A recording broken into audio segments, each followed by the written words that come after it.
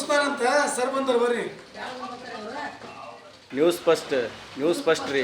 ಇಲ್ಲ ಬಂದಾರ ಸಾಹೇಬ್ರು ಬಂದಾರ, ಬಂದು ಹೋಗ್ರಿ ಒಂಚೂರು ಒಂದು ನಿಮಿಷ ಕೂಡಿ.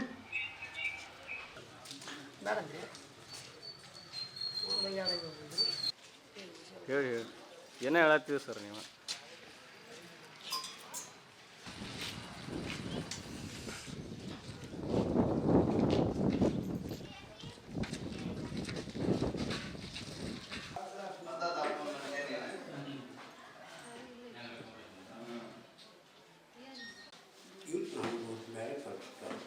ಹೌದ್ರಿ, ತೋರ್ಸಕ್ಕೆ ಬಂದಿರಿ? ಎದಕ್ಕೆ ಬಂದಿರಿ?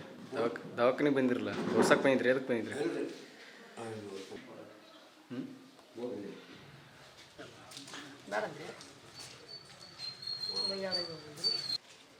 ಹೇಳಿ ಏನೇ ಹೇಳತ್ತೀವಿ ಸರ್ ನೀವು.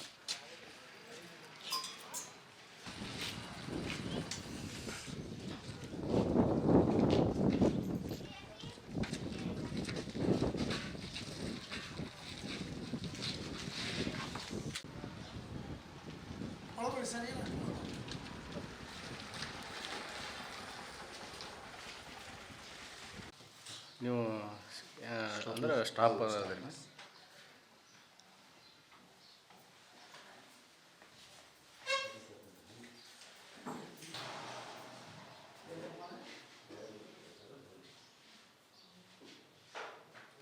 ಬ್ರೇಕ್ಲೂ ನೋಡ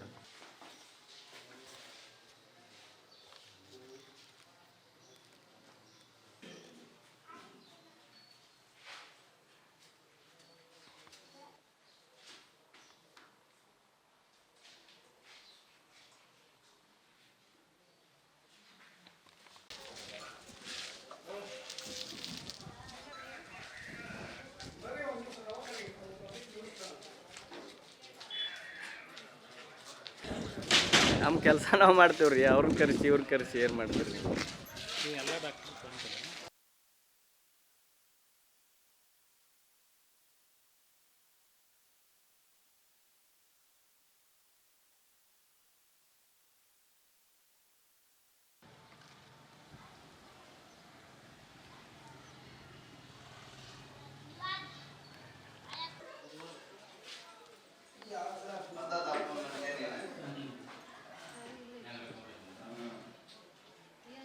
ಸರ್ 15 ವರ್ಷ ಆಯ್ತು ರೀ ಸರ್ವಿಸ್ ಮಾಡಾಕತ್ತಿರೋದು.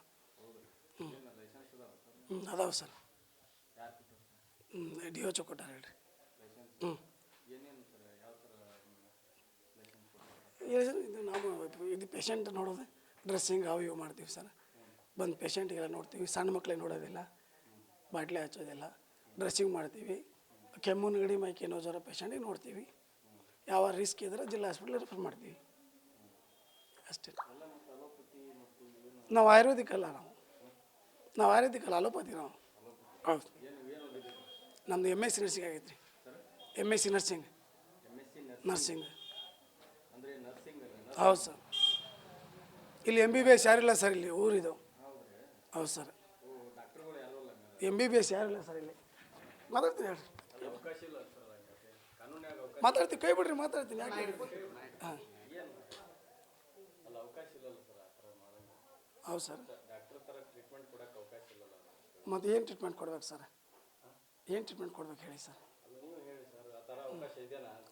ಅಲ್ಲ, ನಾನು MSc ನರ್ಸಿಂಗ್ ಆಗಿದೆ ಸರ್. ಅಂದು ನಮಗೇನು ದಿನ ಒಂದು 50 ಪೇಷಂಟ್ ನೋಡೋದು ಸರ್. ಬೆಳಗಿಂದ ಸಾಯಂಕಾಲ 6-7 ಪೇಷಂಟ್ ನೋಡ್ತೀವಿ. ಇಲ್ಲ, ಒಂದು 2-3 5 ಅದಾವೆ ಸರ್. ಗೊತ್ತಿಲ್ಲ. ಇನ್ನೊಬ್ಬರ ಬಗ್ಗೆ ಐ ಡೋಂಟ್ ನೋ ಸರ್. ನಂದು ಒಬ್ಬಂದೇ ಕೇಳಿ ಸರ್. ನಾನು ಇನ್ನೊಬ್ಬರ ಬಗ್ಗೆ ಪ್ರಚಾರ ಮಾಡಲ್ಲ, ಇನ್ನೊಬ್ಬರ ಬಗ್ಗೆ ನಾನು ಮಾತಾಡಲ್ಲ ಸರ್. ನಂದು ಏನಿದೆ ಇಷ್ಟು ನಾನು ಪ್ರಾಮಿಟಾಗಿ ಮಾತಾಡ್ತೀನಿ. ನಂದು ಏನಿದೆ ಓಪನಾಗಿ ಹೇಳ್ತೀನಿ. ಹೇಳ್ರಿ, ಮತ್ತೇನು ಬೇಕು ಹೇಳಿ. ರಾಜರೋತ್ಸವ ಏನಿಲ್ಲ ಸರ್. ಪಬ್ಲಿಕ್ ನಮಗೆ ಉದ್ರಿ 20 ರೂಪಾಯಿ 30 ರೂಪಾಯಿ ಇಂಜೆಕ್ಷನ್ ಮಾಡ್ತೀವಿ. ಎಲ್ಲ ಡಾಕ್ಟರ್ಸ್ಗಳೆಲ್ಲ ಸಣ್ಣ ಮಕ್ಳಿಗೆ ಇಂಜೆಕ್ಷನ್ ಬರೆದಿರ್ತಾರೆ, ಕ್ಯಾನೂಲ್ ಹಾಕಿರ್ತಾರೆ. ಅವನ್ನ ನೋಡ್ತೀವಿ, ತೆಗಿತೀವಿ, ಡ್ರೆಸ್ಸಿಂಗ್ ಮಾಡ್ತೀವಿ.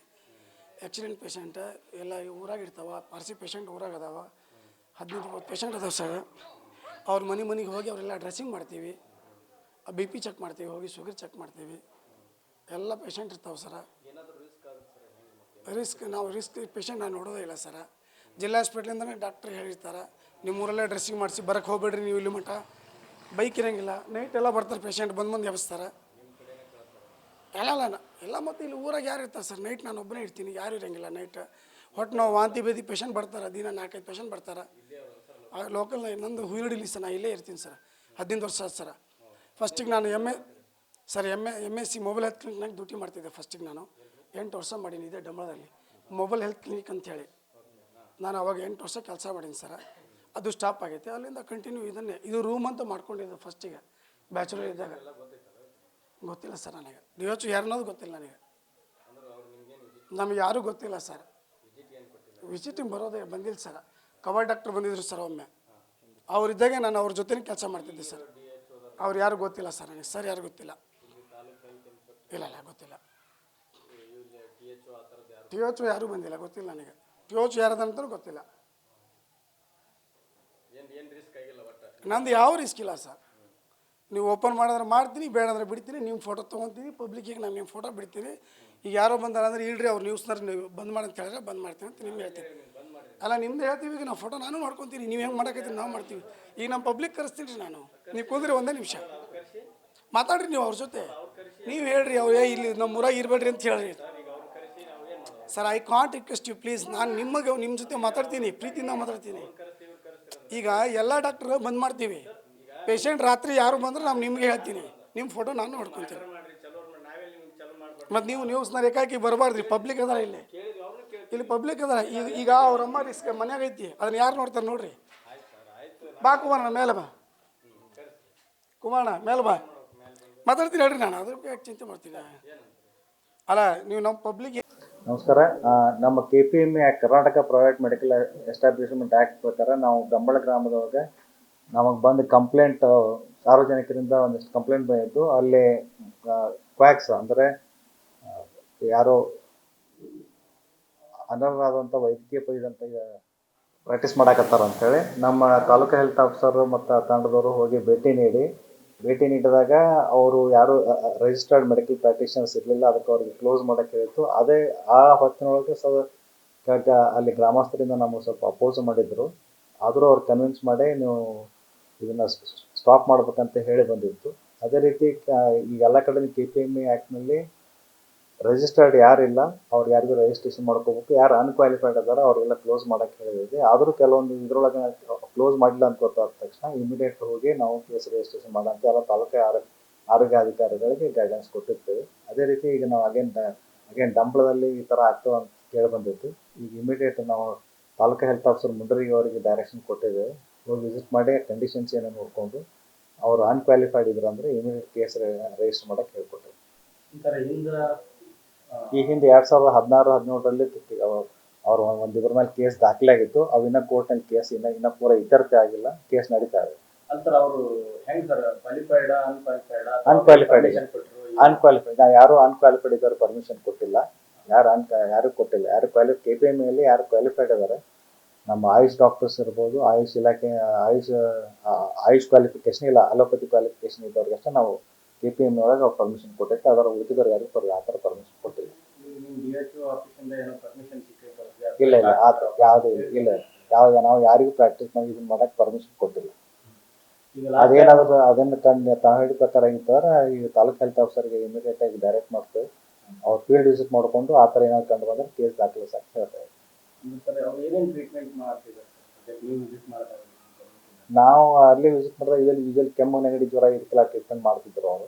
ಅದನ್ನೆಲ್ಲ ಈಗ ಸದ್ಯಕ್ಕೆ ಯಾರೂ ಇಲ್ಲ ಆ ಥರ. ನಾವು ವಿಸಿಟ್ ಮಾಡಿದ್ರೆ ಕೆಲವೊಂದು ಪ್ಲೇಸಲ್ಲಿ ನಾವು ಅಲ್ಲಿ ಹೋಗಿ ಹೇಳಿ ಬಂದು ವಾಪಸ್ ಅವ್ರು ಸ್ಟಾರ್ಟ್ ಮಾಡಿಲ್ಲ.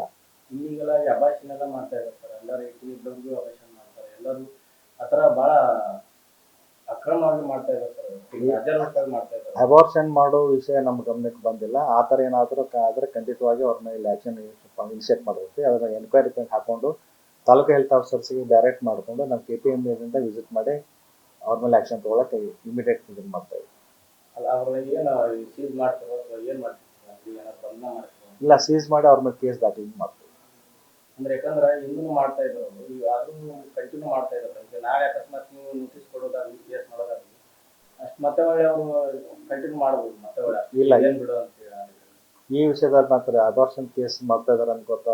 ಈ ವಿಷಯದಲ್ಲಿ ಮಾತ್ರ ನೋಟಿಸ್ ಕೊಡೋ ಅವಶ್ಯಕತೆನೇ ಇಲ್ಲ. ಅವ್ರಿಗೆ ಇಮಿಡಿಯೇಟ್ ಆಗಿ ಅವ್ರ ಮೇಲೆ FIR ದಾಖಲೆ ಮಾಡಿ ಹಾಸ್ಪಿಟಲ್ ಸೀಸ್ ಮಾಡಿ DC ಅವ್ರ ಮುಂದೆ ಪ್ರೆಸೆಂಟ್ ಮಾಡ್ತಾರೆ.